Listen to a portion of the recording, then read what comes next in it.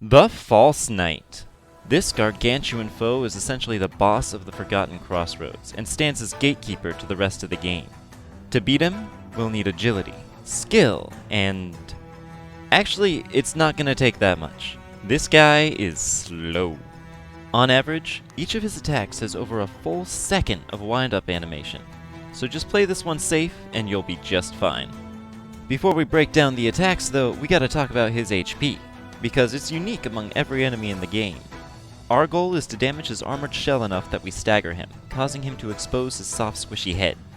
The head itself has 160 health, and each time we expose it, we're only able to do 40 damage maximum before he withdraws it back into his shell. In order to stagger him, we need to deplete the HP of the shell, which has 65 health. This is only true for the first 3 times, however. On the 4th, we won't need to attack the armor. So in total, that means we need to do 355 damage, or land 71 attacks. That sounds like a lot, but when his weak point is exposed, he's completely harmless and unmoving. So essentially, in terms of the actual fight, we only need to deal 195 damage, which is far more manageable. This is also the first fight where we have phases. Phases are essentially a boss's way of becoming more dangerous as the fight goes on, sometimes adding new attacks or improving on old ones. The False Knight advances to a new phase each time you successfully do 40 damage to his head, but we'll get into the actual differences between phases as we delve into the attacks. Speaking of which, this big bruiser has 4 to contend with. The Heavy Bash, the Crashin' Bash, the Jumbo Jump, and the Tantrum Slam. The Heavy Bash is fairly simple. After rearing his mace overhead for about 70 frames, he will slam it forward, creating a shockwave that travels all the way across the screen. Dodging this attack in close quarters is impossible. There are no blind spots. You absolutely have to move out of the mace's range once you see him bring it overhead. From there, it's a simple matter of jumping over the shockwave. In phases 2 and 3, this attack is accompanied by some dangerous falling barrels. These barrels are a staple of this fight, and will fall as a result of many different attacks. We can, however, redirect them with a well-placed slash of our nail. If they're falling in an inconvenient area and you just need to keep yourself from taking damage, you can swipe upwards and knock them back up into the ceiling. Apparently the knight is strong enough that when we do this, they never come back down. However, a little bit of a riskier maneuver is to knock them into the False Knight. We're well rewarded for this, as each one actually does 10 damage, double that of our current nail. Don't sweat it if this feels too risky though. We'll get through the fight just fine regardless. Also note that the barrels don't damage False Knight unless we specifically hit them first. Ones that just fall onto his head don't bother him. His second attack is the Crashin' Bash.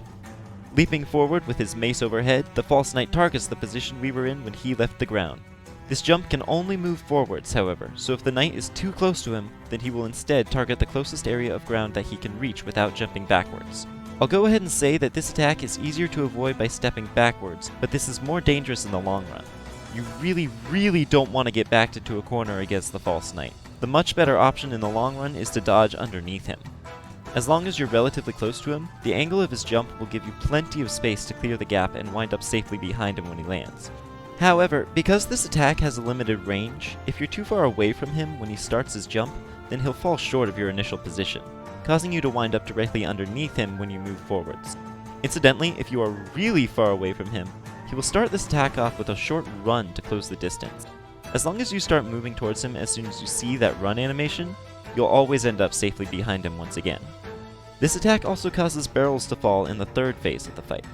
The Jumbo Jump is something that may be considered more of a behavior than an attack, but let's not get too semantic. Well, at least not yet, anyway.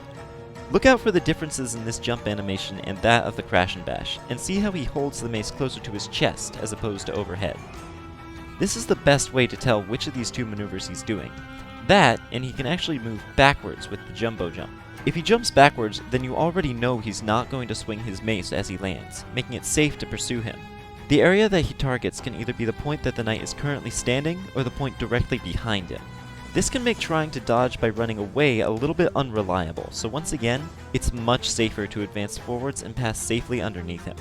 This attack does change a little in each phase, but it does so in a way that makes it more predictable with each change. In phase 2, he will begin following up every single backwards jump with a Heavy Bash. Since you'll know his move before he makes it, you'll have even more time to react than before. In Phase 3, he'll only ever use the backwards variety of the jump, and just like in Phase 2, always follow it up with a heavy bash. This is a pretty rare instance of a boss becoming easier in their later phases. His final attack is the Tantrum Slam. He'll do this attack every time he moves to the next phase, and not in any other situation. So the only time you have to worry about it is immediately after striking his weak point.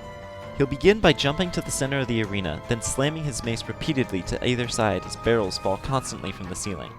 Don't even bother trying to get in a hit between the slams. The window is just too tight for our current movement speed.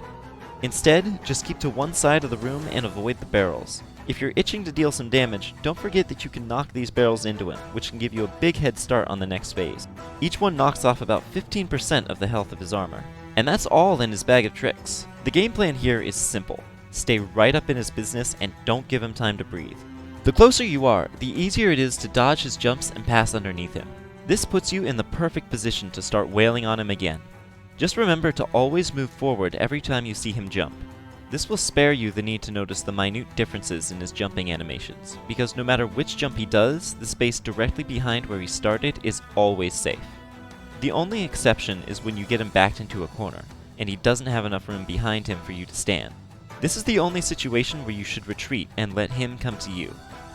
I recommend running as far as possible so that he initializes the crash and bash accompanied by a run.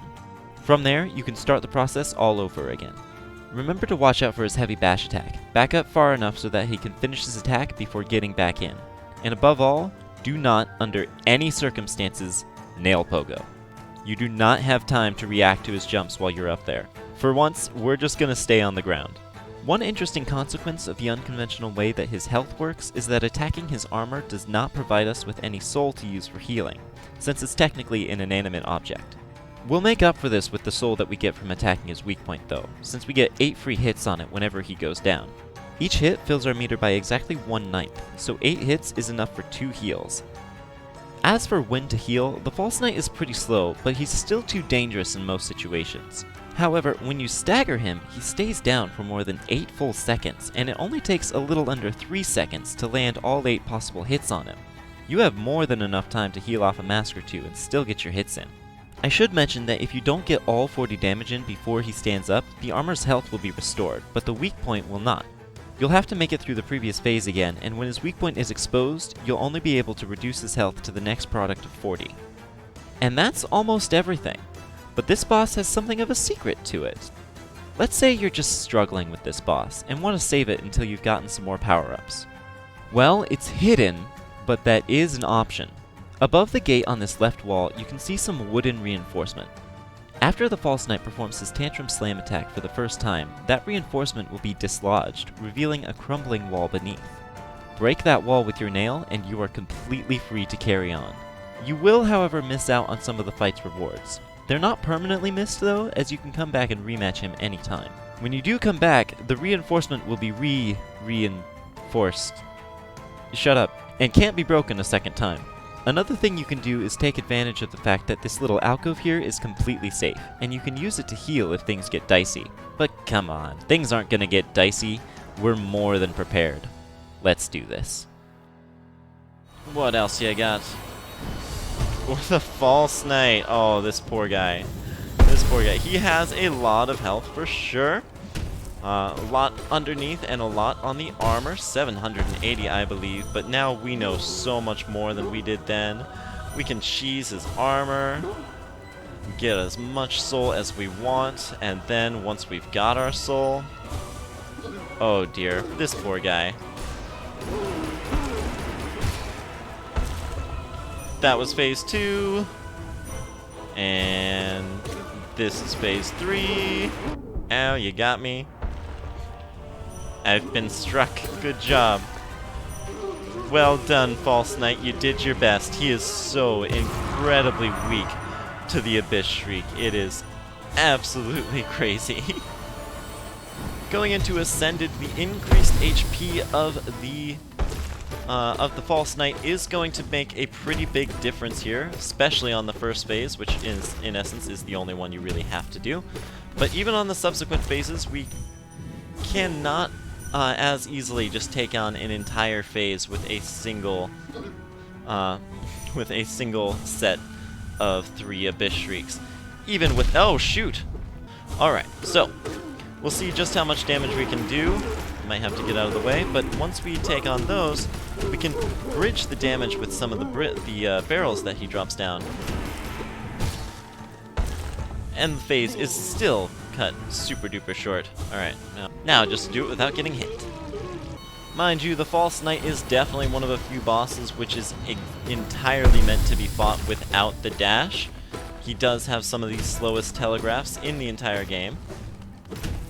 So it is very easy to just wail on him as much as you need to do. Alright, let's see if we can't... this time we're not going to get greedy. We're going to go ahead and just do 1 hit on his armor in between each Dream Nail. Make sure he stays down. Now I gotta say, I hope you liked this game's bosses, because if you didn't, Godhome is not going to be your cup of tea. But come on, this game's bosses are amazing. The effort that's gone into all of them. They all have such unique character. Most of them have unique themes. Every single one of them just feels so satisfying to master, and that is what this entire area asks you to do. It's nothing short of absolute mastery, which is very fun for a certain kind of masochistic person like myself. Hey, thanks for watching Boss Blitz. You can check out my full walkthrough of Hollow Knight linked somewhere around here. Next, we're gonna jump ahead a little bit and cover the False Knight's Dream rematch, the Failed Champion.